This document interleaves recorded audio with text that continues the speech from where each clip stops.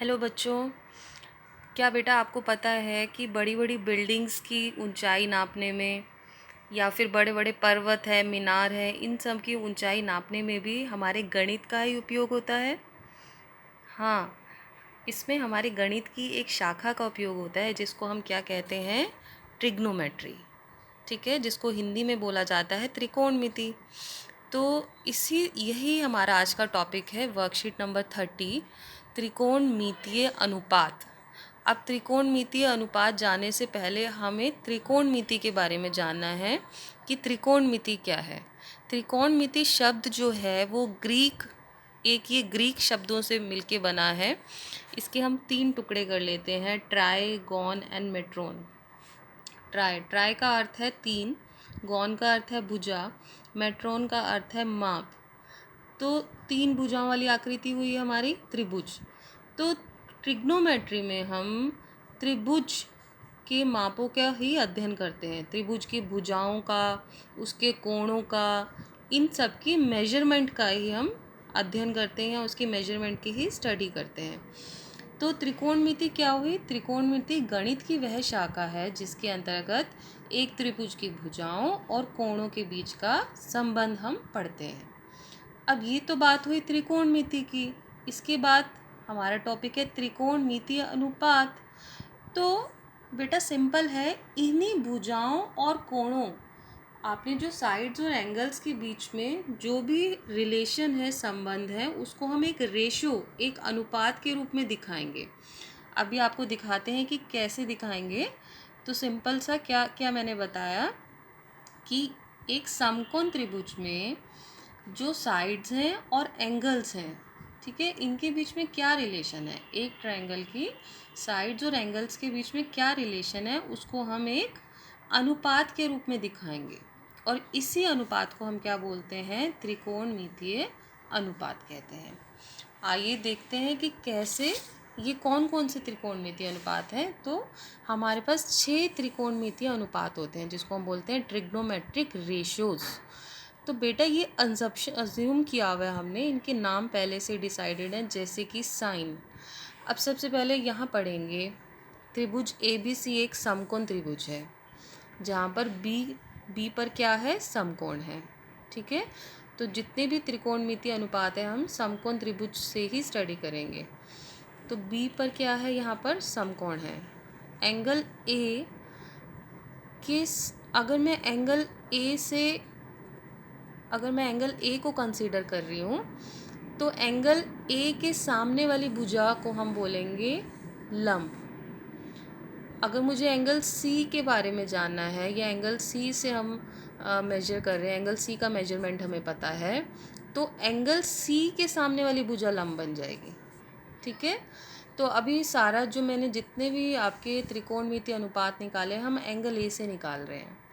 तो angle A के सामने वाली भुजा क्या हो जाएगी? लंब, और ये हो जाएगा आधार। और कर्ण तो आपको पता ही है, 90 डिग्री के सामने वाली भुजा को हम कर्ण कहते हैं, और यही त्रिभुज की सबसे बड़ी भुजा भी होती है। तो अगर मुझे एंगल ए का साइन निकालना है, ठीक है, ये नाम दिया ही गया बेटा, ये आपको एज इट इज़ करना पड़ेगा।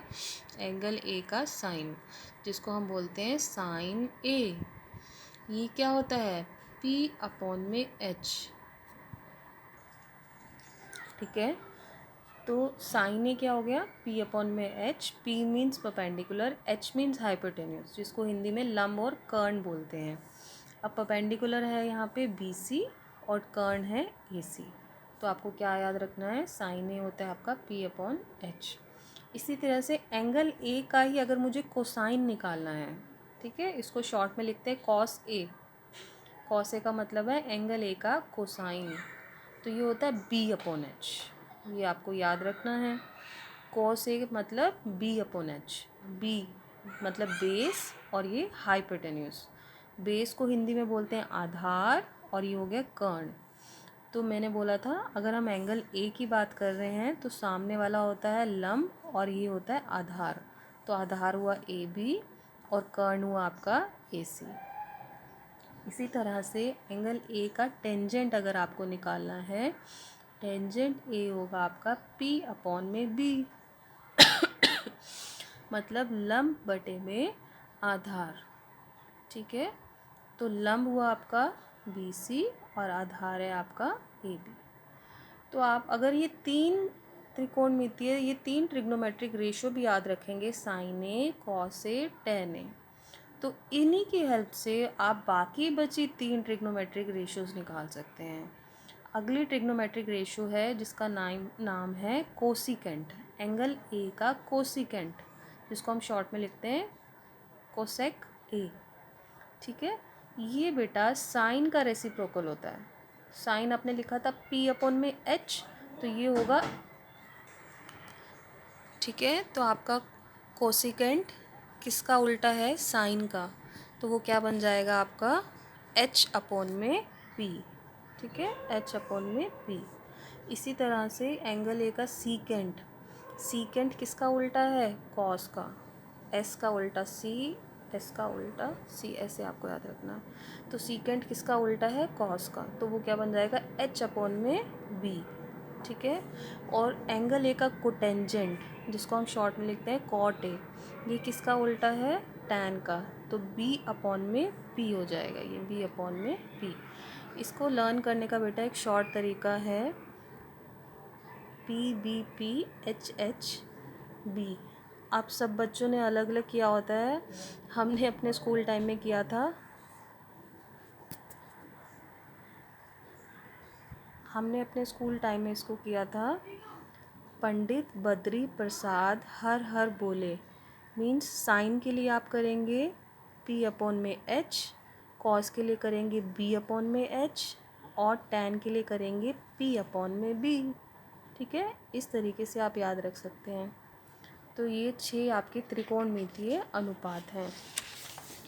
इसके बाद बेटा आपका एक उदाहरण इसमें दिया गया है, जिसमें tan ए आपको 4/3 दिया गया है, तो आपको बाकी सारे त्रिकोणमितीय अनुपात ज्ञात करने हैं। अब जब tan ए आपको दिया गया है, तो tan ए आपको पता है क्या होता है, P/B, है ना, तो ए के सामने आपका परपेंडिकुलर है, तो वो क्या है, BC, और बेस कितना है, AB। तो आप मान लेते हैं BC कितना है 4K और AB कितना है 3K। पाइथागोरस प्रमेय का यूज़ करके हम AC का मान ज्ञात करेंगे, तो AC हमारे पास यहाँ आता है 5K। तो जब आपके पास AC आ गया बेटा, तो आप बाकी सारी ट्रिग्नोमेट्रिक रेशियोज़ निकाल सकते हैं। साइन ए हो गया आपका P/H, परपेंडिकुलर अपॉन में हाइपोटेन्यूज, तो आप BC/AC 4K/5K 4/5। इसी तरह से cos A, cosecant A, secant A और कॉट ए। ठीक है, तो बहुत ही इजी है आपकी ये ट्रिग्नोमेट्रिक रेशियोज़। आप